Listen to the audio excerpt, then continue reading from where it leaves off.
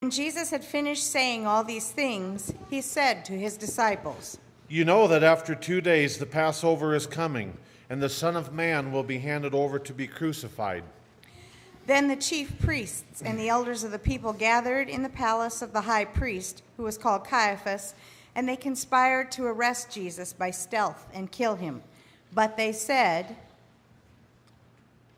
congregation, during the festival, or there may be a riot among the people. Now while Jesus was at Bethany in the house of Simon the leper, a woman came to him with an alabaster jar of very costly ointment, and she poured it on his head as he sat at the table. But when the disciples saw it, they were angry and said, "Why this waste? For this ointment could have been Sold for a large sum, and the money given to the poor." But Jesus, aware of this, said to them, "Why do you trouble the woman? She has performed a good service for me. For you always have the poor with you, but you will not always have me. By pouring this ointment on my body, she has prepared me for burial. Truly, I tell you, wherever this good news is proclaimed in the whole world, what she has done will be told in remembrance of her." Then one of the 12, who was called Judas Iscariot, went to the chief priests and said, What will you give me if I betray him to you?"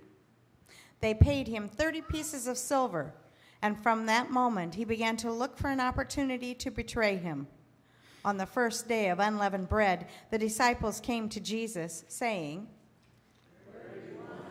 To make the Preparations for you to eat the Passover. he said, "Go into the city to a certain man and say to him, 'The teacher says, my time is near. I will keep the Passover at your house with my disciples.'" So the disciples did as Jesus had directed them, and they prepared the Passover meal. When it was evening, he took his place with the 12, and while they were eating, he said, "Truly, I tell you, one of you will betray me." And they became greatly distressed and began to say to him, one after the other. "Surely not I, Lord." He answered, "The one who has dipped his hand into the bowl with me will betray me. The Son of Man goes as it is written of him, but woe to the one by whom the Son of Man is betrayed. It would have been better for that one not to have been born." Judas, who betrayed him, said, "Surely not I, Rabbi." and Jesus replied, "You have said so." While they were eating, Jesus took a loaf of bread, and after blessing it, he broke it, gave it to the disciples, and said, "Take, eat, this is my body." Then he took a cup, and after giving thanks, he gave it to them, saying, "Drink from it, all of you, for this is my blood of the covenant, which is poured out for many for the forgiveness of sins. I tell you, I will never again drink of this fruit of the vine until that day when I drink it new with you in my kingdom, in my Father's kingdom." When they had sung the hymn, they went out to the Mount of Olives. Then Jesus said to them, "You will all become deserters because of me this night. For it is written, I will strike the shepherd, and the sheep of the flock will be scattered. But after I am raised up, I will go ahead of you to Galilee." Peter said to him, Though all become deserters because of you, I will never desert you. and Jesus said to him, "Truly I tell you, this very night, before the cock crows, you will deny me 3 times. Peter said to him, Even though I must die with you, I will not deny you. and so said all the disciples. Then Jesus went with them to a place called Gethsemane, and he said to his disciples, Sit here while I go over there and pray." He took with him Peter and the 2 sons of Zebedee, and began to be grieved and agitated. Then he said to them, "I am deeply grieved, even to death. Remain here and stay awake with me." and going a little farther, he threw himself on the ground and prayed, "My Father, if it is possible, let this cup pass from me, yet not what I want, but what you want." Then he came to the disciples and found them sleeping. And he said to Peter, "So, could you not stay awake with me 1 hour? Stay awake and pray that you may not come into the time of trial. The spirit indeed is willing, but the flesh is weak. Again, he went away for the second time and prayed, My Father, if this cannot pass unless I drink it, your will be done. Again he came and found them sleeping, for their eyes were heavy. So leaving them again, he went away and prayed for the third time, saying the same words. Then he came to the disciples and said to them, Are you still sleeping and taking your rest? See, the hour is at hand, and the Son of Man is betrayed into the hands of sinners. Get up, let us be going. See, my betrayer is at hand. While he was still speaking, Judas, one of the 12, arrived. With him was a large crowd with swords and clubs from the chief priests and the elders of the people. Now the betrayer had given them a sign, saying, The one I will kiss is the man. Arrest him. At once he came up to Jesus and said, Greetings, Rabbi. Then Judas kissed Jesus, and said to him, Friend, do what you are here to do. Then they came and laid hands on Jesus and arrested him. Suddenly one of those with Jesus put his hand on his sword, drew it, and struck the slave of the high priest, cutting off his ear. And then Jesus said to him, Put your sword back into its place, for all who take the sword will perish by the sword. Do you think that I cannot appeal to my Father, and he will at once send me more than 12 legions of angels? But how then would the scriptures be fulfilled, which say it must happen in this way? At that hour, Jesus said to the crowds, Have you come out with swords and clubs to arrest me as though I were a bandit? Day after day I sat in the temple teaching, and you did not arrest me. But all this has taken place so that the scriptures of the prophets may be fulfilled. Then all the disciples deserted him and fled. Those who had arrested Jesus took him to Caiaphas, the high priest, in whose house the scribes and the elders had gathered. But Peter was following him at a distance, as far as the courtyard of the high priest, and going inside, he sat with the guards in order to see how this would end.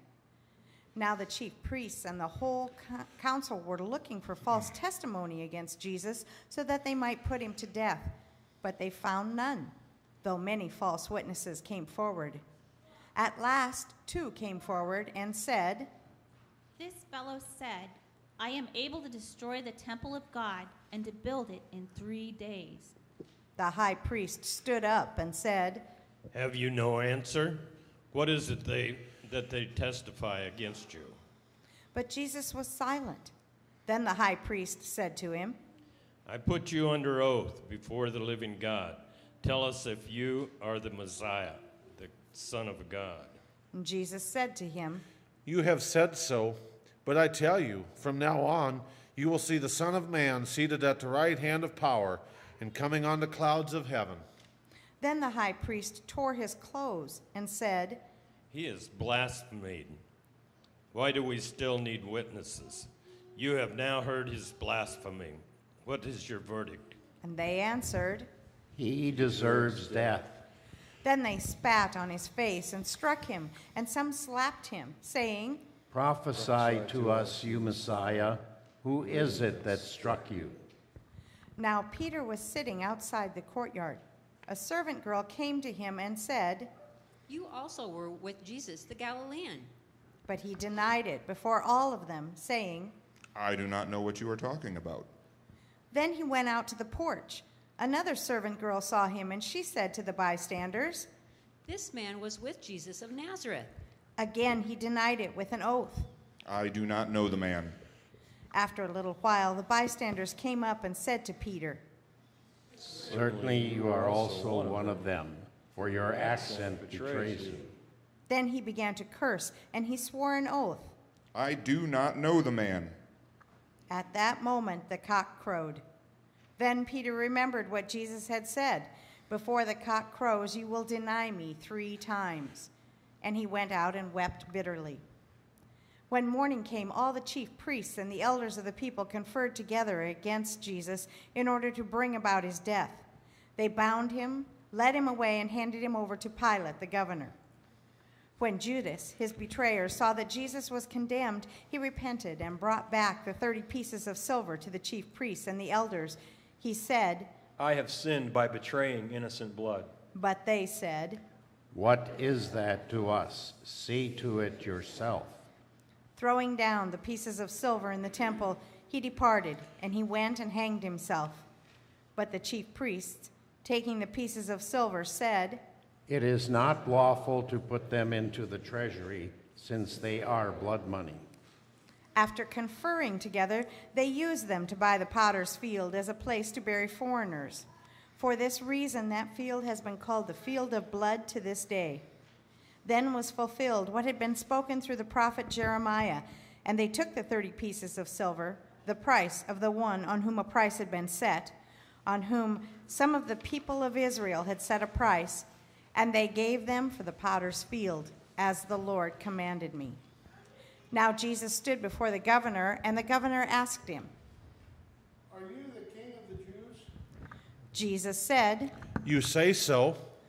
but when he was accused by the chief priests and elders, he did not answer. Then Pilate said to him, Do you not hear how many accusations they have against you? but he gave him no answer, not even to a single charge, so that the governor was greatly amazed. Now, at the festival, the governor was accustomed to release a prisoner for the crowd, anyone whom they wanted. At that time, they had a notorious prisoner called Jesus Barabbas. So after they had gathered, Pilate said to them, Whom do you want me to release for you, Jesus Barabbas or Jesus, who is called the Messiah?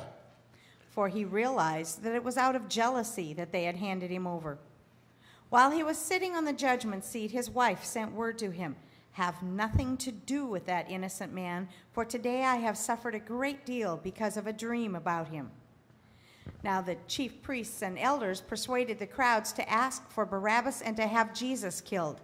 The governor again said to them, Which of the two do you want me to release for you? and they said, Barabbas.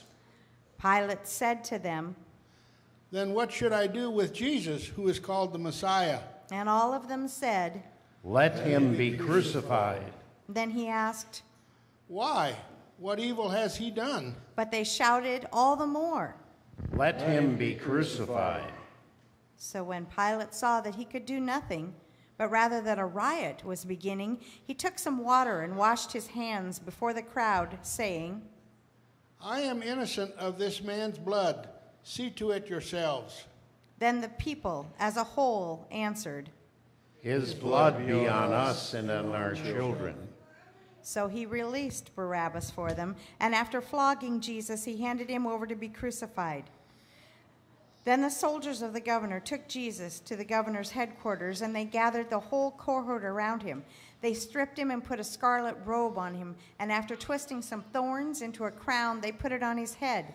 They put a reed in his right hand and knelt before him and mocked him, saying, Hail, King of the Jews. They spat on him and took the reed and struck him on the head.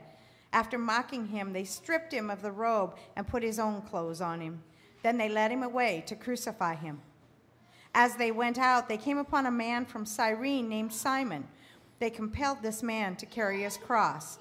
And when they came to a place called Golgotha, which means place of a skull, they offered him wine to drink mixed with gall. But when he tasted it, he would not drink it. And when they had crucified him, they divided his clothes among themselves by casting lots. Then they sat down there and kept watch over him. Over his head they put a charge against him, which read, This is Jesus, the King of the Jews.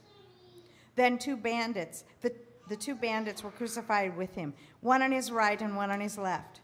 Those who passed by derided him, shaking their heads and saying, You who would destroy the temple and Build it in 3 days. Save yourself.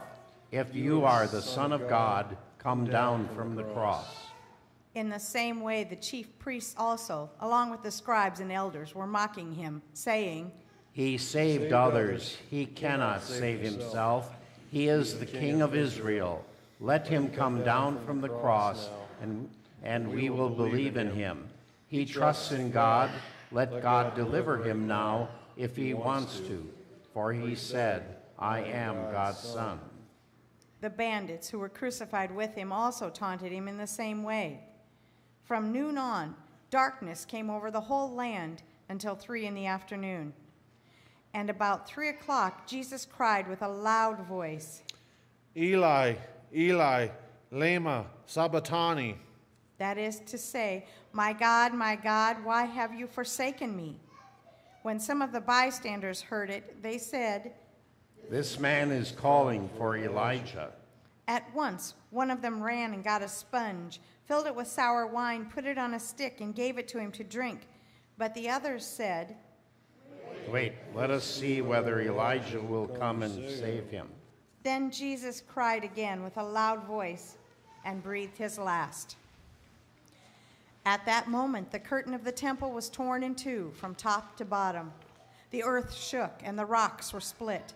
The tombs also were opened, and many bodies of the saints who had fallen asleep were raised. After his resurrection, they came out of the tombs and entered the holy city and appeared to many. Now when the centurion and those with him who were keeping watch over Jesus saw the earthquake and what took place, they were terrified and said, Truly, this man was God's Son. Many women were also there, looking on from a distance. They had followed Jesus from Galilee and had provided for him.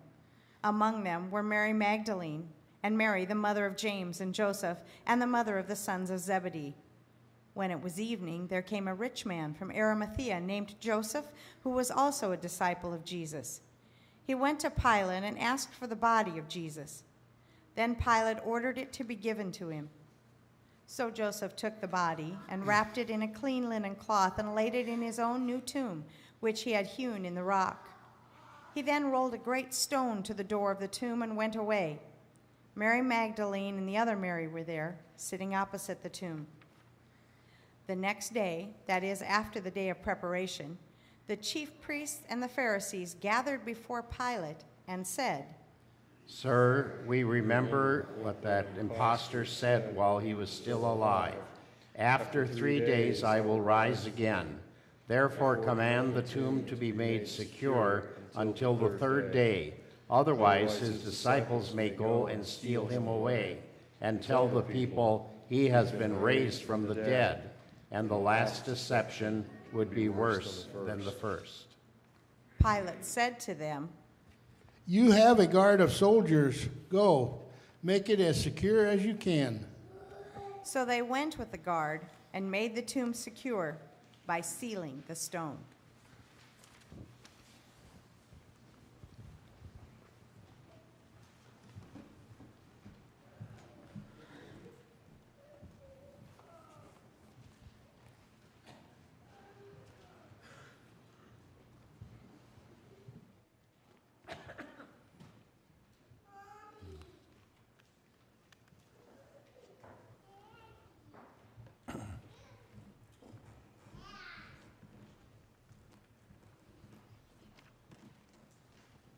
During the past 18 years, I have probably supplied in about 20 different congregations in northeast Nebraska. And of all of those, I can honestly say that Salem Church in Wakefield is my #1 favorite. You're at the top of the list. And the reason for that is I really feel that you, as the family of God at Salem, are a very loving, caring, warm congregation. And you have welcomed Marion and I into your midst so that we really feel like we are an integral part of the Salem family. So thank you for welcoming us and for giving us the privilege of filling in for your pastors over those 18 years when they were on vacation or out of town or in the hospital. All kinds of different scenarios took place. And I even remember when we worshiped downstairs when things were being redecorated upstairs here. So it's been a good experience for us. This morning, in a brief meditation, I'd like to share with you some thoughts on palms, people, and praises. The Palm Sunday event is one of the very few found in all four Gospels of the New Testament. And by reading all of them, we get a pretty complete picture of what happened on that day when Jesus entered Jerusalem in triumph. And our processional gospel is one of those four accounts. Palms, people, and praises. Palm branches were the symbol of triumph and victory. And as we kind of reenacted that as we processed in this morning, we reminded ourselves of the triumph and victory of Jesus Christ as he entered the city of Jerusalem on that first Palm Sunday. And yet, in the background, we hear something strange, something difficult to understand. For we hear the echo of one of our Palm Sunday hymns. And listen to this. It's one of the most interesting hymns in our hymn book. Ride on in majesty, in lowly pomp ride on to die. And there in that short verse is the indication that Jesus, our Savior, would give up his life for us. He would die and be raised from the dead so that we too might live with him. There were a lot of people involved in the drama of Palm Sunday. There were the Jews occupied and oppressed by the Romans, who saw in Jesus one who could possibly overthrow Roman rule and reestablish an independent nation of Israel. And yet, instead of a military leader on some sort of spectacular stallion, Jesus rode into Jerusalem as a humble servant on a lowly donkey. Sharp contrast, isn't it? And so, in contrast to the expectations of the people, his was not to be an earthly kingdom, but rather a spiritual one. Palms, people, and praises. In a strange way, the praises of the people were to become an open declaration of who Jesus really is. Blessed be the King who comes in the name of the Lord. That's who Jesus is. This person who was born into human history, who lived, who suffered, who died, and who rose again. And Jesus has now made public his claim to be the Messiah and the King of Israel, in fulfillment of the prophecy in the Old Testament book of Zechariah. He is the one that they have been waiting for. But guess what? Jesus failed these expectations when he failed to lead a revolt against Rome. The crowds quickly turned on him. And in just a few days from Palm Sunday to the Friday that we call Good, their hosannas would turn into cries of "Crucify him, crucify him." Those who hailed him as a hero on Palm Sunday would now, on Good Friday, reject and abandon him. And so the story of the triumphal entry is one of sharp contrasts.